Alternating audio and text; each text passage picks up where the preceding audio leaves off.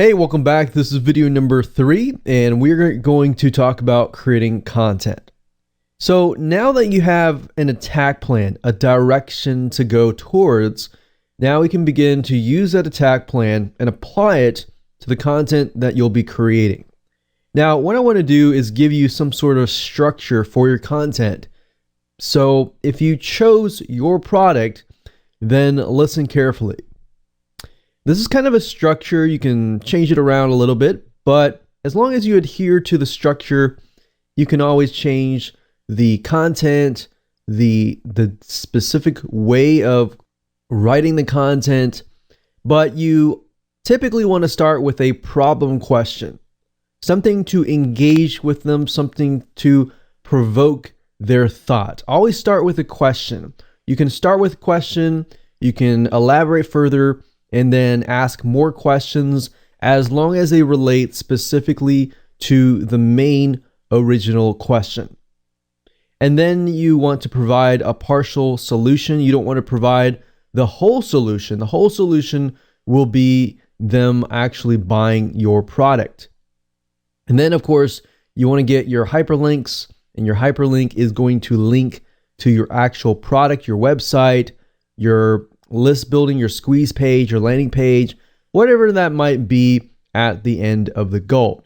But the whole goal here is to lead up to that point where they're going to want to click on it because they have an idea of what you're all about and what your product or service is all about. But up until that point, you do want to provide good, valuable, trustworthy information. Now, there are different types of content that you can create, and I'm going to show you in just a minute how to get access to that content, how to know if that content is proven to be like highly engaged content, and you'll see how easy it's going to be. All right. Now, if you chose the affiliate route in the previous video, then it's going to be slightly different because you're selling somebody else's product. You're not really selling your own product. Now, what I find with product and affiliate marketing is they both start out with problem questions. Some sort of question that engages the audience. And then, of course, like I said earlier, you can ask other questions along the way. And then, of course, we have problem question, partial resolution, and then you can ask questions and then provide content. And your content PDF file can be long, it can be short. In fact, it depends on what it is. But sometimes the shorter, the more straightforward it is, the better. If people can get the content, the resolution, the partial resolution that they need, then of course they are willing to look at the product. Now, as an affiliate, you could send them directly to your affiliate link. That's fine. So you could kind of take the angle of your product up here. But to get better high conversions, what you might want to do is you might want to do problem question, partial resolution being a product itself, and then maybe a hyperlink to the review and bonus of the product. So a review of the product, so you could be linking them to the review, you could be linking them to a comparison chart, and then at the end of that landing page, so this is the landing page itself, you direct them to the landing page, it provides a review, and maybe at the very end provide some sort of valuable bonus, whereas if they buy through your affiliate link, then you can get commission. So they have more incentive to buy through your affiliate link. Now, I will say off the bat, if you are promoting any type of niches aside from business or internet marketing or even technology, something that is a general niche like dogs, organic foods, stuff like that, typically you may not really need the bonus right here. The bonus here is just giving people an incentive to buy. And this would help if you are in the online business, internet marketing niche. If you are not, then I wouldn't really worry about that too much. you can always test it out and see if it works. But the bonus is there to give an incentive for people to buy through your affiliate link rather than buying through somebody else's affiliate link. Now, if you are a general niche, then like I said, you can do problem question, partial resolution, and you can even do this model here. But instead of directing them just to the review and bonus, you're directing them to just the review. And then at the review, you can review the product, you can compare it with other products to help them make a better decision. Now, with that said, let me jump on over back to Facebook Ads Audience Insights, and we're going to dig out some angles, questions that you can put into your content. All right, so see you there. So finding content, angles, questions, highly engaged questions is actually very easy to do as long as you figure out your demographics. If you don't know your demographics, then obviously trying to figure out what content to create is going to be actually very, very hard to do. So now that you know the process up until this point and why I am teaching it this way, what we want to do is we want to go back to where we left off earlier, which is at facebook.com/ads/audience-insights. And as you can see in the previous video, I did a search for Dogster right here. And earlier we found that 95% of women, 5% men. Now, what's nice about facebook.com is you can actually click over here. So if I wanted to hone in specifically on age bracket 55 to 64, I just click it and it'll isolate it and it'll allow me to see a better picture of just that age bracket, right? So I can see that age bracket, their lifestyle, and I could easily go to pages that are related to this lifestyle. I can see the majority of them are married, education level, and job title. So we can see it looks about the majority. If we can also sort this, so we'll sort this by greater down. We can see that they are mainly administrative, perhaps secretaries, management, healthcare and medical, sales, personal care, production, business, and financial operations. So a lot of women that have pretty high paying jobs maybe. So that kind of gives you an idea of what you're selling and how that correlates with maybe their spending habits, their purchase habits, which Facebook ads also shows over here. Now, we're specifically interested in content. So if you click on page likes, you can get an idea of the top categories or the top pages that they are interested in. So we can see right off the bat, because we are searching for dogs, we can see they are very interested in Dr. Marty Becker, Cesar Millan. So if you don't know these people, these are highly celebrities as far as dogs go. Causes: I'm against animal abuse. Community: dog bless you, which is interesting. So a lot of dogs. You see that? Animal rescue: corpse, I love dogs. Life with dogs. Family pet. So a lot of dog related things, right? So even retail and consumer merchandise, you can see what they're buying. So if we just go ahead and go to these pages, I'm just going to open them up in new tabs. So what I'm doing here is I'm clicking with my mouse the scroll button, and that is doing is it's just opening up new tabs up at the top. So I'm going to leave it like that. Let's just take a look at Cesar Millan. So we can see he's a public figure and he is well known in the dog training area. So anything related to dog, anything related to helping your dog, he is on top of that area. So what we want to do is we just want to look at the content that he has posted up. So what do you do if your dog is stung by a bee? Now, you also want to ask yourself the question, does this directly relate to my product? Because if it doesn't directly relate, so if you were to look at a content piece like this, would you gradually and naturally be interested in buying a product or buying your product? That's the question that you should ask. Now, if you look through here, we can see that this piece of content got 9,000 likes, 800 shares, but we know Caesar he's already huge.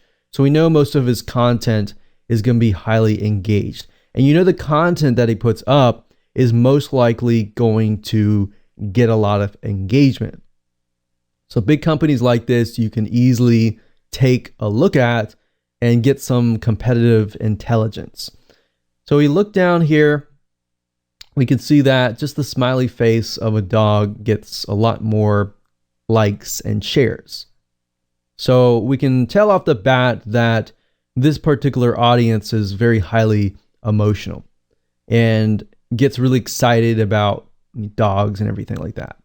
So that's what you're trying to figure out, is within the niche itself, what gets them excited, what gets them really angry, what gets them highly engaged. Now, if we go through here, we see most of these seem to be images, but we have ear cleaning here. So routine cleaning.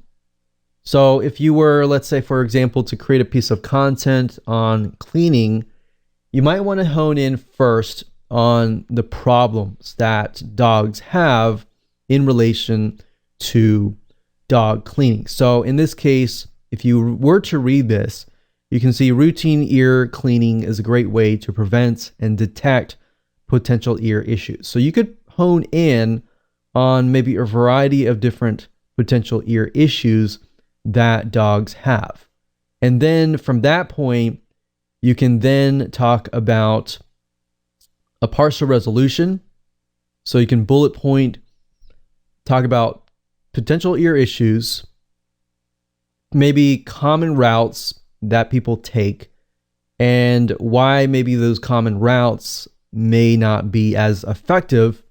And then you can lead them on to your product or affiliate review. So that's why we're going through here, is just getting ideas about what our audience likes and dislikes.